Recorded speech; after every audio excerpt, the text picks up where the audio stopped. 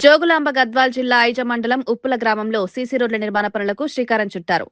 AICC కార్యదర్శి మాజీ MLA Sampath Kumar ఆదేశాల మేరకు 10 లక్షల వ్యయంతో చేపట్టిన ఈ పనులను మార్కెట్ యార్డ్ చైర్మన్ దొడ్డప్ప, గ్రామ సర్పంచ్ తిమ్మోతి, మండల అధ్యక్షుడు జయన్న కలిసి కొబ్బరికాయ కొట్టి ప్రారంభించారు. గ్రామాభివృద్ధిని లక్ష్యంగా పెట్టుకుని చేపట్టిన ఈ పనులు ప్రజలకు శాశ్వత పరిష్కారం అందిస్తాయని నాయకులు తెలిపారు.